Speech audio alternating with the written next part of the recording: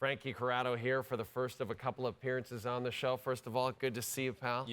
Are you loving all this playoff It's hockey? good. It's busy in here. Yeah. A lot of people in the building There's tonight. a ton of people at TSN. We had the CFL draft. We had all the hockey guys in. And unfortunately for the Winnipeg Jets and their fans, it does not work out again. They lose 4 straight games to the Avalanche. They drop a first-round series in 5 games for a second consecutive year. But this season will ultimately cause their downfall. It feels like they abandoned everything that made them a good team at the start of the season. It's one of the best stories this year. The Winnipeg Jets, the way they were able to bounce back. Scheifele and Hellebuyck commit to this team. They make some trades. They move some players out. They bring in some new, fresh faces that really help this team. And it's going to be one of the worst endings to the season with the way they fizzled out. They get the win in Game 1, but it just felt like as this series went on, anytime the Colorado Avalanche had that push, the Jets never had that pushback. And Rick Bowness talked about it so much last year that he never felt like there was any pushback. Fast forward a year later, the faces are different, the feeling is different, and the general manager went out and spent a first-round pick on Sean Monahan. He went out and got Tyler Toffoli, who a lot of teams would have wanted to bring in. He upgraded the blue line, went and got Miller. Like, there were a lot of things that felt different about the Winnipeg Jets this year.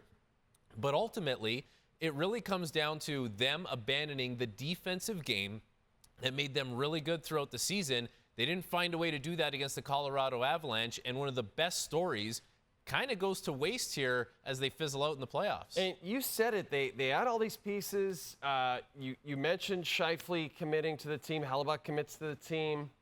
But one playoff series win in the last 6 years. What has to change? I know for a lot of the fan base, just judging from Twitter, I feel like maybe they feel the head coach has to change. Well, you probably have to ask the question as to why some of the roster and lineup decisions were made. Like, those are valid. No coach in the NHL, despite how long they've been around or how much players like them, enjoy playing for them, like, no one's really above that kind of criticism. So Rick Bowness would fall into that criticism as well. And we've seen now, coaches aren't lasting as long as they used to. But, you have to kind of see why things go off the rails here defensively. Like, that's what it really comes down to, because if that's going to be the bread and butter of your team, you're going to be a strong defensive team, and when that fails, you're going to rely on your goaltender, who likely is going to win the Vezina Trophy this year, and he was not very good in the playoffs too. So that is a bad combo for this team.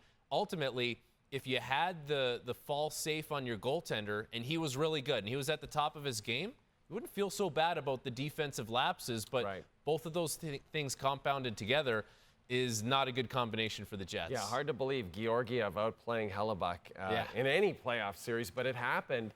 And now the Winnipeg Jets, the first Canadian NHL playoff team to be eliminated, and the Avs will await the winner of the Stars and Golden Knights.